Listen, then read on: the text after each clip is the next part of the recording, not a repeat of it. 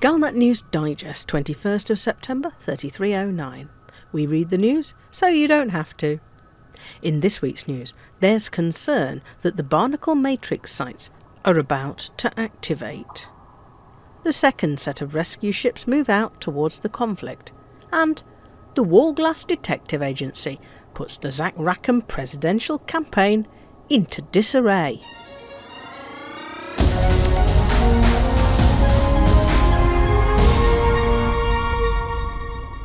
There are two sets of Thargoid installations that are critical to their invasion. There are the 8 Titans, the huge motherships or hive ships, wrapped in caustic maelstroms and known to be supply bases for the invasion, and also to be the place the Thargoids keep their prisoners captive. Systems with a Titan in them cannot be captured from the Thargoids. Then there are the 45 Barnacle Matrix sites. These sites contain a number of petalled domes that may or may not provide a base for the revenants that guard the sites.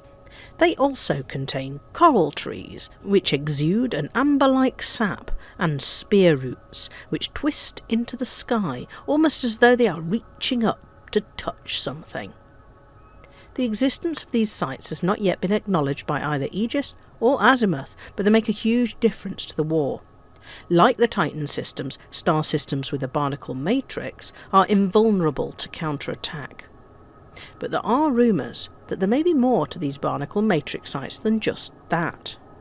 Footage has been discovered in a canister labelled 16th of October 3309, nearly 4 weeks in the future, that some believe to have been filmed at the Barnacle Matrix in SETI sector BQ-Y B4 planet 8b that shows the site behaving differently.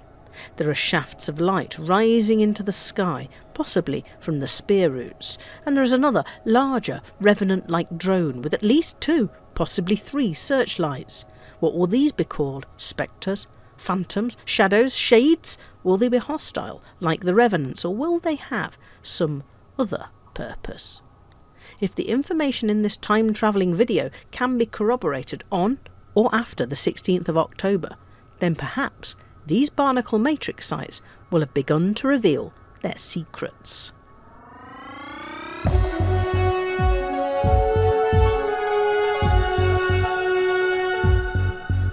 With the arrival of the Barnacle Matrix sites, those organising the effort to push the Thargoids out of the bubble have had to change their tactics.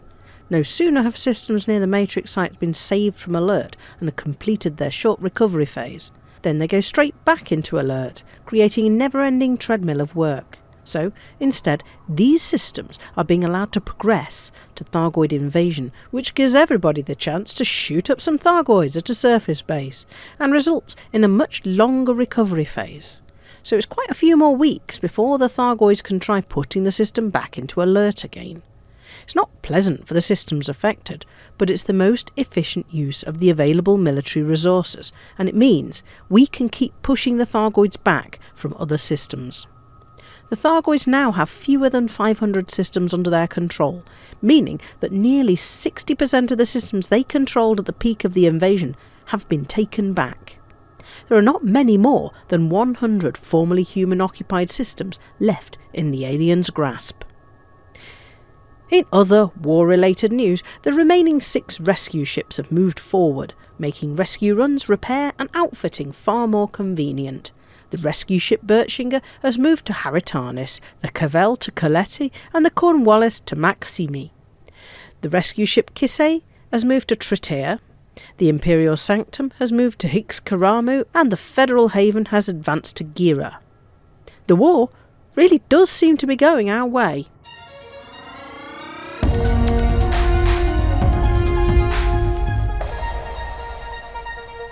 Presidential candidate Zac Rackham's campaign is in disarray after the Federal Times published further evidence that Rackham began life as infamous pirate Calico Zac.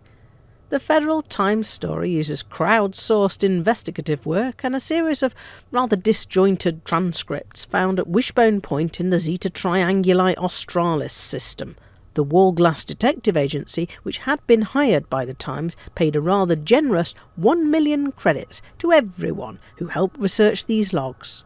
The logs appear to associate the two Rackhams and a selection of underhand and criminal activities.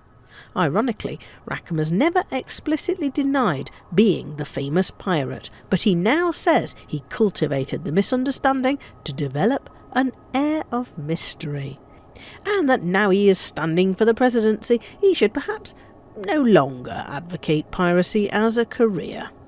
His supporters have been creating rumours that Jerome Archer, or possibly Felicia Winters, planted fake evidence at Wishbone Point, and that the whole thing is a conspiracy to block what they imagine to be the most popular candidate. This latest revelation has, however, lost him two of his most prominent supporters, Sir Randolph Plaskett of the Knights of Enterprise and the popular young icecaster Sura Oyeka. Rackham's remaining supporters are influential, but there aren't very many of them, with news magnates Elias Metaxas and Niamh Macfarlane, a handful of congressmen, and running mate Harlan Turk of Duamta pretty much all he has left. With the Rackham share price severely affected by the antics of its boss, Rackham may find himself unable to take part in the delayed election, which is expected to start towards the end of October. And that's this week's Galnet News. Galnet News, we read the news so you don't have to.